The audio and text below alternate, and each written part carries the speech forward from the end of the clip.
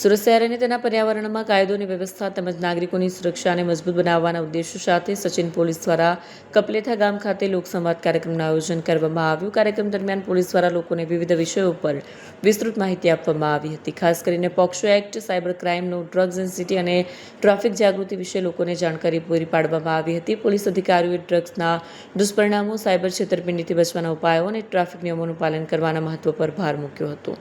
આ પ્રકારનો લોકસંવાદ કાર્યક્રમ પોલીસ અને નાગરિકો વચ્ચેના સેતુ તરીકે સાબિત થતાં સ્થાનિક લોકોએ સ્વાગત કર્યું હતું અને આવા પ્રયાસોને વધુ વિસ્તારવાની માંગ પણ કરી હતી.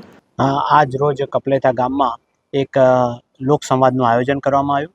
મારી સાથે એસીપી, પીઆઈ, પીએસઆઈ બધા હાજર છે. ગામના આગેવાનો, સરપંચશ્રી અને બધા હાજર છે. આનો મુખ્ય ઉદ્દેશ એ છે કે પોક્સોના બનાવો, જે આપણે ખબર છે કે નાના બાળકોનો અત્યાચાર ન થાય તેના માટે સરકારશ્રીનો કાયદો છે, તેમાં જાગૃતિ ફેલાય.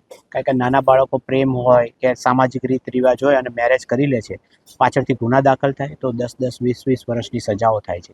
એ ના થાય એના જાગૃતિ ફેલાય એના માટે અમે પોક્સો વિશે આજે બધાને સમજ આપી. એ સિવાય અત્યારનો બીજો એક મોટો ઇસ્યુ છે સાયબર ક્રાઇમ. સાયબર ફ્રોડ ખૂબ જ થાય છે, અલગ અલગ પ્રકારે થાય છે.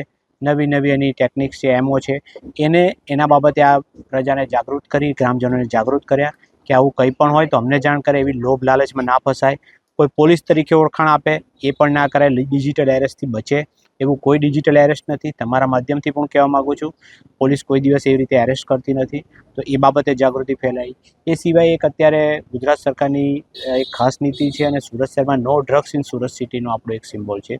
એ પ્રમાણે ડ્રગ્સની કોઈ પણ બાતમીઓ તમને આપવી કે આવું કંઈક થતું હોય તો પણ અમને જાણ કરવી. આવા બાળકો જો ફસાણા હોય તો અમને એ બાબતે ઇન્ફોર્મ કરવા.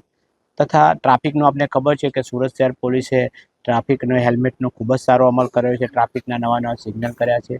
તો મનુષ્યની જિંદગી છેલ્લા 1.5-2 વર્ષમાં સચિનમાં 20થી 22 પેટ્રોલ થયા છે. તો એ બાબતે જાગૃતતા ફેલાય કે હેલ્મેટ અવશ્ય પહેરે, ટ્રાફિકના નિયમોનું પાલન કરે.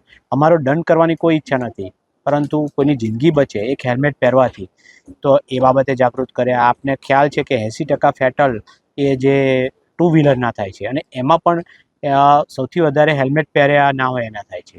એટલે કોઈ વ્યક્તિ ગુજરી જાય એ સૌથી મોટી બાબત છે. એ પણ બાબતે જાગૃત કર્યા. એટલે આ રીતે એક સારા લોકસંવાદનું આજે અમે એક આયોજન કરેલું.